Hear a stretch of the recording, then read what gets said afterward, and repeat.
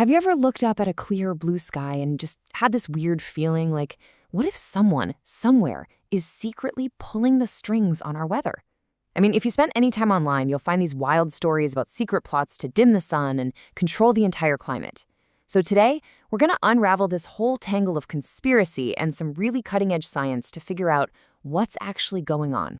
It's a question that you see everywhere on social media, right? A plane flies overhead, leaves one of those long white trails, and you just know the comment section is going to explode with theories about weather manipulation and secret government programs. So what is going on up there? Okay, so the story you usually hear goes something like this. A small group of billionaires, and Bill Gates' name almost always comes up, is funding this top secret project to spray chemicals, or chemtrails, into the atmosphere. And the goal? To create this massive shield that would literally dim the sun and give them control over the planet's climate. It sounds like something straight out of a sci-fi movie, but what's so fascinating here is that this whole conspiracy is kind of twisted around a tiny kernel of scientific truth, a very real and very, very controversial idea. So let's step away from the conspiracy for a second and talk about the actual science. The real term for this is solar geoengineering. And no, it's not some secret plot. It's a theoretical field of climate science. And it asks this terrifyingly ambitious question.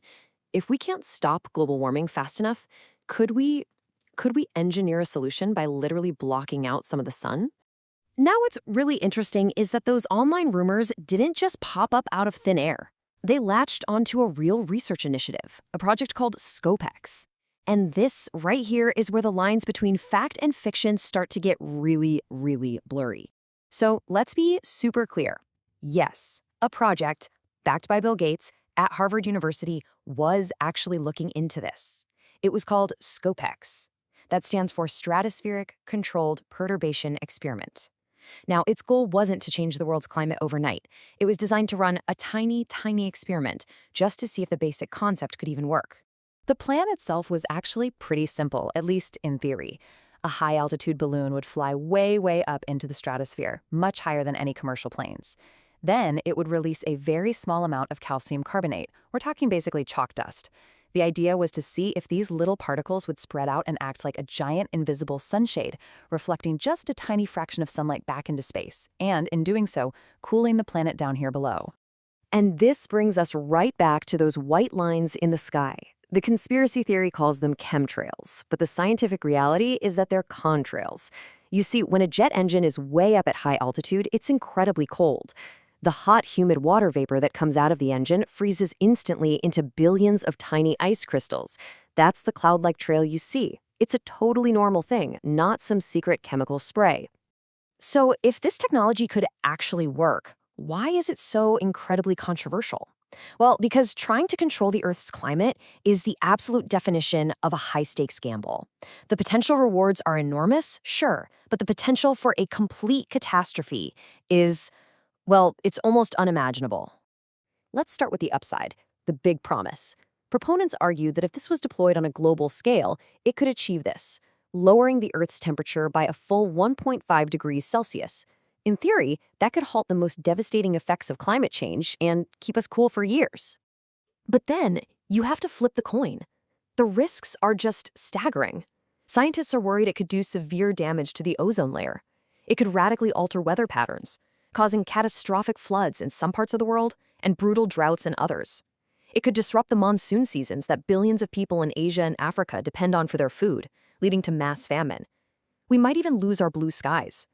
And that's not even getting into the political fallout. I mean, who gets to control the world's thermostat? And look, this isn't just fear-mongering from critics. This quote comes from David Keith, one of the leading Harvard professors on the SCoPEx project itself.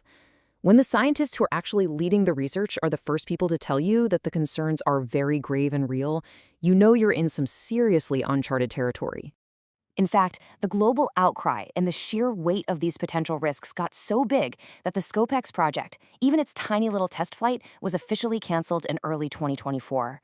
It seems the world just decided that the gamble was way too risky to even try. You know, the truth is, we have a really long history of trying to fix nature with what we think are brilliant solutions, only to face completely unforeseen and, frankly, disastrous consequences. It's a theme that just keeps popping up over and over again. In a way, nature has already run this experiment for us. When giant volcanoes erupt, they blast particles high into the stratosphere, just like the SCoPEx plan. After Mount Tambora erupted back in 1815, the following year was literally called the year without a summer, and it caused crop failures around the world. More recently, Mount Pinatubo in 1991 cooled the entire planet by half a degree. So yeah, it works, but the side effects can be brutal. Or get this story. In the 90s, a new anti-inflammatory drug was given to cattle. Seemed great, perfectly safe for the cows, but it was deadly to the vultures that ate their carcasses. The vulture population plummeted by 97%. And without the vultures acting as nature's cleanup crew, decaying animals led to a huge surge in diseases, creating a massive public health crisis. A simple solution with a devastating ripple effect. An even more tragic example was China's Four Pests campaign. In an effort to boost grain harvests, the government declared war on sparrows, thinking they ate too much grain. The sparrow population was basically wiped out. But it turned out the sparrows ate a lot more insects than grain. So without their main predator, insect populations just exploded, devouring crops and helping to cause a famine that killed an estimated 45 million people. So as we start to wrap this up, it's really important that we separate the real, high-stakes scientific debate from all the unfounded rumors that swirl around it. And a perfect example of this is another term that often gets pulled into these theories. You might hear the phrase Agenda 2030 get tied into all of this. Online, it's painted as this secret plot for global control, a plan to reduce the world's population. But the reality is a lot less sensational. It's a non-binding set of development goals from the United Nations focused on things like reducing poverty, improving healthcare, and protecting the environment. It's basically a global to-do list. No secret plot. And this is the crucial point here. While the conspiracy theories about chemtrails and secret takeovers are false, they tap into a very real and, a very justified anxiety. The threat of climate change is huge, and it's pushing humanity to consider these incredibly radical and risky ideas. The fear is real, even if the conspiracies aren't. And all of this leaves us with the ultimate question, doesn't it?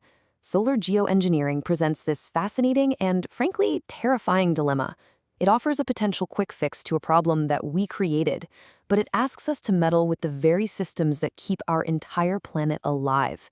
It all boils down to one final, chilling thought.